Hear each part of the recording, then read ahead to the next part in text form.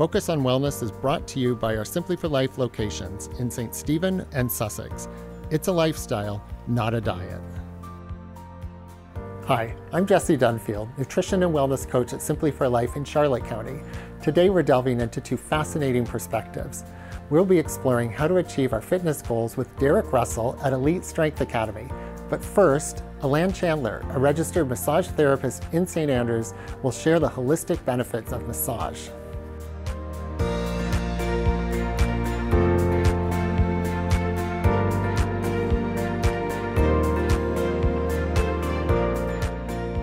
I have a lot of questions about massage therapy, so I'm excited to be here with Elan Chandler, registered massage therapist. And I'm excited to be here. Oh, good. Well, thank you for inviting me into your space, Elan.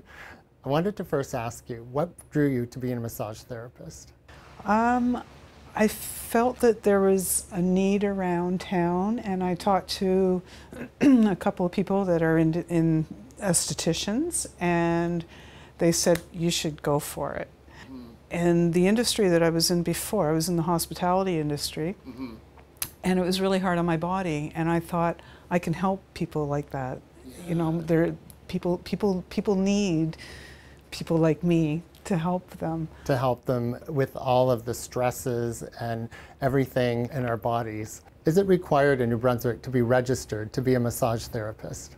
In most of Canada, yes, it is. There's quite a process. It's here in New Brunswick, it's a 2-year program, and then you have to go and do provincial exams as well to be registered. So is there a difference between a medical massage and a relaxing massage? Yes, there is. There is. There is. The relaxation massage, estheticians can do relaxation massages. They're really not allowed to dig in and go deep and do trigger point work and things like that. So there is a whole way of doing a medical massage that is different than doing a relaxing massage? Yes, there would be. There's many more techniques that you can use when you're registered. Are most of the massages you do for medical reasons, or do people come for relaxing massages as well? Most of the people I get are for medical reasons. I do have a couple that come in and they're lighter massage, but not necessarily relaxation massage. Yeah, people have different pressures that they can take. So would you say that massages can be healing? Absolutely. Mind, body, and soul. Mind, body, and soul. And how have you seen, working with people, the positive effects of massage therapy?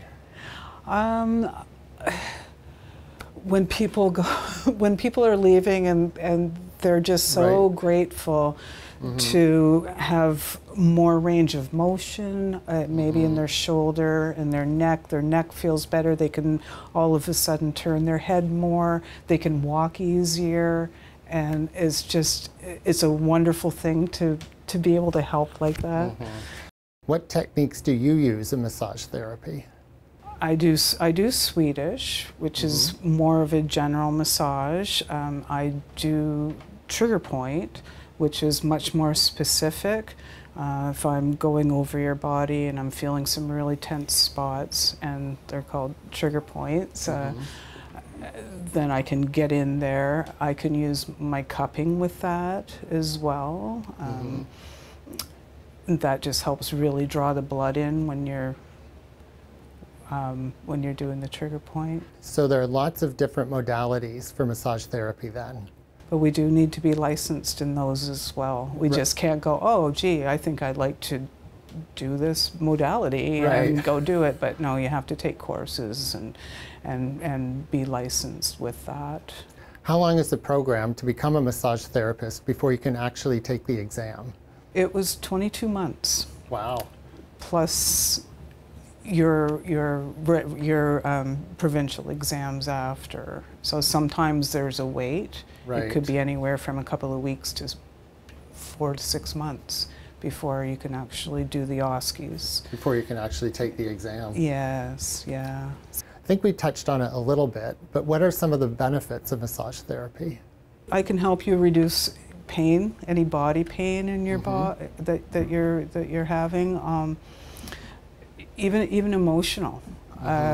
Just to be able to get on the table and just to be able to get somebody to relax. It's called, I want to increase your parasympathetic and get you to relax and come down a little bit. I can get more range of motion, get more blood flow into areas that need to heal.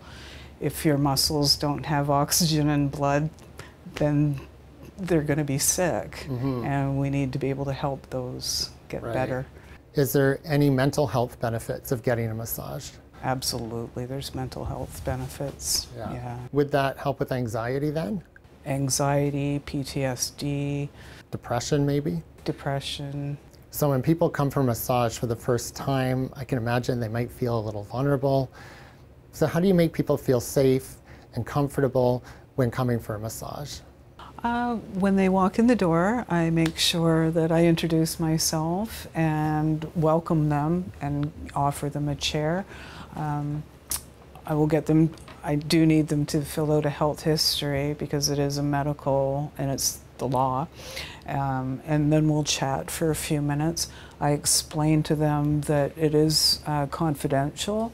I can't go out saying, oh, Jesse was here for a massage today and this is what happened and this is his problem. It's against the law to do that. And I also explained their level of undress and what they're comfortable with. I explained to them how to get on the table, whether to get on their stomach or their back. Typically it's the stomach. To start, and to get underneath the sheets, and I make sure to tell them that they'll be draped with the sheets and that I do not work underneath the sheets. That, yeah, the only part of the body that I'm working on will be undraped, and that's it. Yeah, and I also ask them to let me know if anything that I do makes them uncomfortable. I talk to them about their pain level. I don't ever want them to be laying there going, this hurts so much. You know, like there's a level where their muscles are fighting back. So I just really want them to feel at home, at ease, comfortable with me, and make sure that they are safe, that their draping is secure.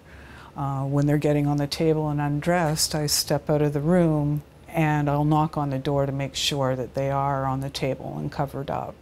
So that's how you inspire trust in people? Absolutely, absolutely. I need to be able to gain their trust. Yeah, and have them feel comfortable and at ease with what I'm going to be doing, because they are vulnerable. I'm sure you pick up on people's energy as well and notice if they're feeling vulnerable. I want to make sure they're well tucked in. I will ask them, do you feel secure? Do you feel safe? Do you feel secure? You know, when I do a drape, like if I do a leg drape that, you know, I might be working on their buttock area. You know, and I will ask them, do you feel secure? And I've never had somebody say no. Right. You know, so I feel very blessed that Excellent. That I have people's trust. Yes, trust. I think that's an important way to put it. They need to trust you. Absolutely. Yeah. Absolutely. So this profession must be physically demanding. What do you have to do in terms of self-care? I go for massage myself. I also go for chiropractic. I go for osteopath. I do all the above. I drink a lot of water. I changed my way of eating so that I eat healthier. I do exercises to make sure that my back is nice and strong and my arms are strong, and my posture. I'm well aware of my posture when I'm working. Yeah. Does a bed make a difference? Makes a huge difference. First thing I did was I went out and bought an electric table, so that I can lower it. All I have to do is put my foot on the pedal and it will go up or down, whichever way I need it to go. Yeah, for my safety.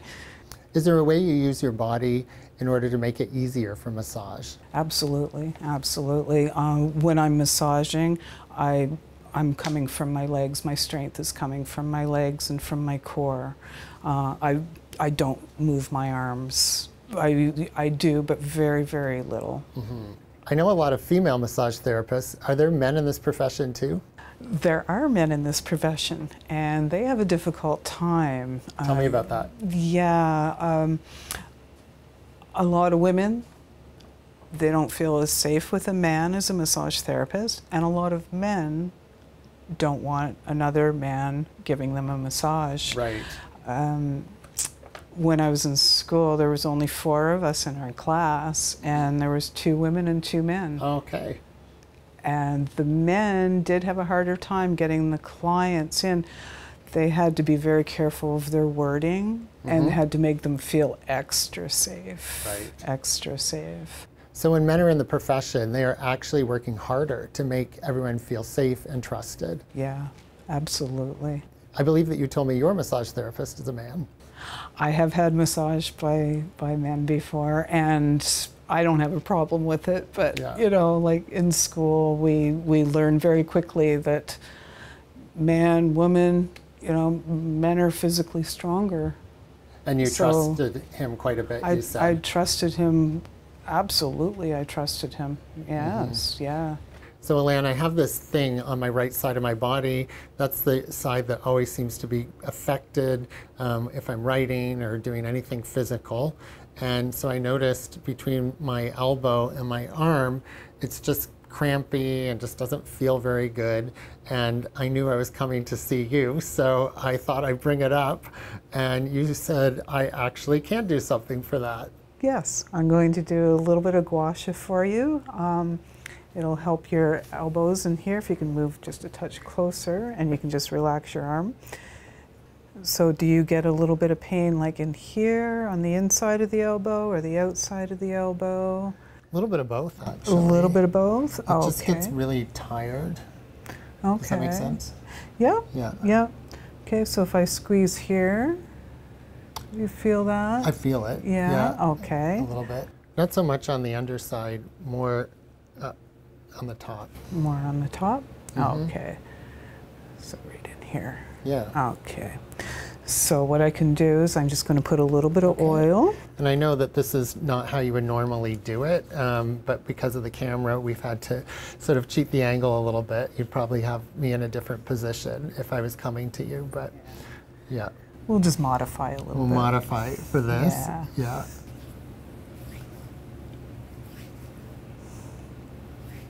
So that's starting to feel really nice. That feels good. Yeah, it does. Yeah.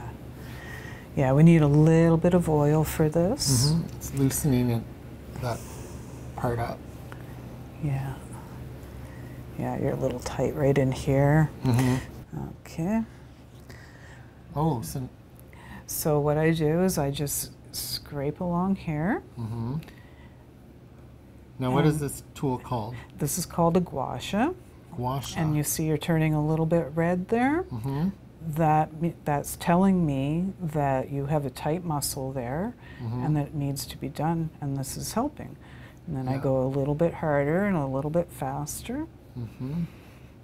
And that is the gist of it, and it will just help relax. It will lengthen that muscle for you and help some blood flow get in there.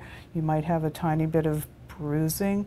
These are called Shaw marks. You can see the little pink in between the pink. You see the little. I do see those. Yeah. Yeah, and those are called Shaw marks. And then what you need to do is you need to go home and ice. So put ice on it. Yeah. So it's cold. Yeah. Is what it needs. That's right. Yeah. Thank you very much, Elan, for doing that. You know, it looks worse than it is. It really didn't hurt that much. But I really appreciate you being here today and talking to us and teaching us about massage therapy. I learned a lot today. So thank you very much. Thank you very much, and you're welcome. I'd like to thank Elan for one of the most relaxing interviews I've ever done. When we come back, we're talking to Derek Russell, a fitness coach and owner of Elite Strength Academy in St. Stephen. I'm hoping he'll give me a few tips that will point me in the right direction to get my fitness back on track. We'll be back in a moment.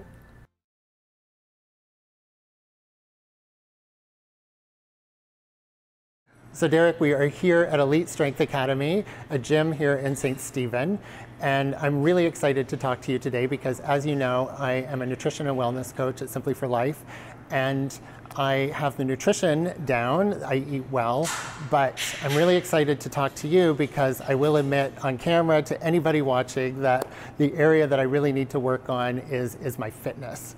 So I'm hoping to get some tips from you today, and so we're going to do something a little bit different. We'll do a little bit of a intake and follow through how you admit people to the gym once they sign up.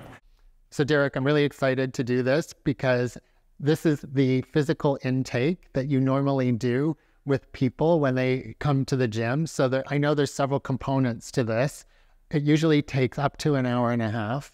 So we're not going to do the whole thing, but we're going to give people an idea what is involved. And I'm going to ask you some questions that will be helpful for me as well. All right, so one of the things I like to do is take everybody's body fat percentage, and I use the Polkwin biosignature protocols. That's where I did a lot of my training with the Polkwin systems. Right. So it's 12 sites. A lot of this, as they claim, is we can actually spot reduce. Although the science will say you can't spot reduce, we lose fat evenly. Right. However, our hormones dictate, so our eating habits are going to dictate where we put on a hormone spike up, right? So we can kind of pinpoint different hormone triggers and like food, because everything's caused from the food, and we can kind of pinpoint over time. Right. So the first two sites that we do are your cheek and your chin. Okay. And usually that's you sugars, right? So whenever you start, people like, oh, you're getting skinnier, right? Right. So all we would do right here is come in. When I lose weight, I always lose it in my face first. You come in here and you get what we got there would be 6.1. I always do it twice, and then I take the thing, and then do this here, and you come in here, and you go. And again, I would do it twice, right? Yeah. And then over time, if you're trying to lose weight, and that's the goal, this should be coming down. It's a good indicator that you're losing weight. Right. Yeah. Then we would do the chest right here, right? This is an estrogen site, right? Yeah. And then for men, we go to above the nipple. Women, we come up here. All right. And then we would do, well, I should have to do that one. The back over here, this is called your subscapular. All right. And then I would go like that. And then I get that site. All right. Then the next site we do, you can hold up there too. We do your mid-auxiliary here. This is a thyroid site. So I've only ever had two people that where this was really starting to go up or getting bigger or bigger than your suprailiac crest, right? Yeah. So I would say advise them to go see the doctor, and then they had thyroid problems, right? So we don't typically want to put weight on here unless your thyroid's not cooperating, right? So I would measure in there. Your suprailiac with your love handle, that's another like insulin site, sugars. Right. So if you eat like crap, we all want to store down here, right? Most diseases are going to start in the gut. But if you're eating healthy and we're tracking everything, then your body's going to tell us what's going on, right? Like I said, if someone's got a thyroid problem, your mid-auxiliary is a thyroid site. Umbilica is going to be cortisol. So I think that we did all the upper. So we do your quads and then your hamstrings, all right? So yeah, estrogen site, right? So, however, it's also an alcohol process. It's like if you drink alcohol, we end up starting to put all that fat on down right here. Women more so than men. This is a good way that we can figure out where there's some like deficiencies in the hormones or what's going on. And then it's going to help for you and me to help relay to your doctor if you needed to, or kind of figure that out, right? So that's one of the things that this is really good for. So to finish the intake, let's go back to the gym. Sounds good. Perfect. The next part of the test is we would do a series of a muscle imbalance test right here. The first test that we do, we're probably only going to do one for the timing. It'll be a clat test, all right? So I'll just kind of demonstrate right here beside you. So all you would do, typically we'd normally have our shoes off, but you have flat shoes, so it'll be all right. You're just going to keep this leg straight, going to put a little bend in the knee, the leg that's on the ground, put your arms like this, and then you're just going to hop off and stick, okay? Your ankles are going in and out and stuff. Everything that I've done in like working out is translated into like my business life and everything like that. But when I was younger, it was more so it wasn't so much about the aesthetics, it was more about strength. So that's something I really like to do. And so I got into like strongman and powerlifting. And that's how the athletes come in, because when you're training athletes, strength is a huge component, right? It's because it's not bodybuilding, right? So you need to get stronger to excel at your sports better, right? Because if you get stronger, you're going to run faster, be more explosive. Yeah, and then also with just the eating and the healthy, like your body's your temple. These days there's so many ways to work out. There's things on YouTube, there's apps that you can join. What do you think are the benefits of coming to a gym, leaving your home to come to a gym? Lots of benefits, I guess. One's a social aspect. It kind of, sometimes, like, it gets people to just get out. You need a break from your house sometimes, because if you're at your house a lot, you probably won't work out sometimes. You'll just sit there, you start eating, and here you come here, it's a social aspect. We got a lot more equipment here, especially a gym like this. We have a lot of specialty equipment, and you won't have this all in your house. Most people can only fit like maybe like a little rack or adjustable bench and dumbbells. Yeah, I mean, you make a really great point. There's so much equipment here. There's so many different things that you can use to get yourself in shape. Right. Sometimes a gym can be a little intimidating for people because they come, for a lot of people, so they come and they look at all this equipment and they don't know where to start, they don't know what to do. What would you recommend? Keeping everything simple at first, right? So, and everything, honestly, if you worked out your whole life and you're really serious, simple works. If you just want to stick to basic exercises, you're going to get results, right? Sometimes it just gets boring over time. That's why variety is good, and you want to challenge your body a lot, right? So sometimes when you're doing the same thing over time, your body's going to adapt to it, and you're not going to excel unless you're changing the stressors. So you got to be adapting and pushing yourself harder. So again, like I'll use like a linear periodization, right? So like say you're benching, like your max bench is 100 pounds, right? So you can cycle through, like maybe 1 week you'll do 85 pounds, so 85%, and you can do like 5x5s, right? And then next week you go to 90%, next week 95, then you can deload and then keep cycling up, but then your body is always getting to adapt, you're challenging it all the time, but eventually you will plateau, so you kind of do have to switch things up a little bit, but you got to shock the body, you got to train harder than last time. Do you offer classes? So I do individualized training, so I could train multiple people here. You could be here, your cameraman, and I could be training you both at the same time, but every workout is individualized for you. So my goal is to teach you to be able to do this yourself. I don't want you to be dependent on me, unless you're an athlete, because athletes, they need coaching all the time. You got to be pushed. If you're a regular person, I'm here to teach you to implement this so you can carry this on the rest of your life, and then you don't need me, and then you're just a member in my gym and I see you and hey Jesse, how's it going, and carry on, right? So I know that seniors can sometimes find it difficult to come to the gym and they can be a little intimidated. How would you work with seniors if they came in? But with older people I find machines are really good, because with a machine you don't really have to worry about like moving around. You're kind of like locked into a position. It's a lot more safer for them, but it's kind of almost like it's almost like physio almost when you're training with the older people, right? So, but you have to communicate with the individual. And it's so individualized. It's hard to always say, what do you do for this person? Because everybody's different. They're all different. How can the gym help the community? I just think everybody should be exercising. You got to do everything. It's not just eating well. You need to eat well, you need to exercise, maybe it's not weights, maybe you don't need to do that, but like some kind of movement, some kind of like physical activity. I don't know, I find like if you're older, maybe even playing some badminton, doing some kind of activity where you're still moving, stimulating the muscles. They actually even say, if you started working out in like your mid-60s and you're a little bit more obese, the second you start weight training, you're now going to probably live a little bit longer than someone that was just skinny and they don't lift weights. Yeah. Is it ever too late to come to the gym? No, is it like they say? Is it ever too late to stop smoking? Is it ever too late to stop drinking? Is it ever too late? No, you're only going to improve. We're always in this life. I just find we're always just trying to be better, do better than the last day, right? And it's never too late. So, like I said, I have a couple members in their 80s. I have this one little guy, he's like 70 something, and you think he was 40. Really healthy, really energetic, and it's for everybody. One thing I really appreciate about you is how important authenticity is to you. Oh, yeah. I was wondering if you could talk a little bit about that, share it, and how that relates to physical fitness. If you're not going to tell someone something that they need to know because you're worried about them not hurting their feelings, are you really helping them now? Right? Kind of like people with addictions, right? Are you the enabler? You're going to be the people player, or are you going to help? So sometimes you have to do the tough love, right? And that's where I come from. I really appreciate you sharing that, because I think that can inspire a lot of people and is able to make a difference as well. Throughout today's episode, we have learned valuable tips on leading a healthier, balanced life. Until then, remember, wellness is a journey worth embracing. Focus on Wellness is brought to you by our Simply for Life locations in St. Stephen and Sussex. It's a lifestyle, not a diet.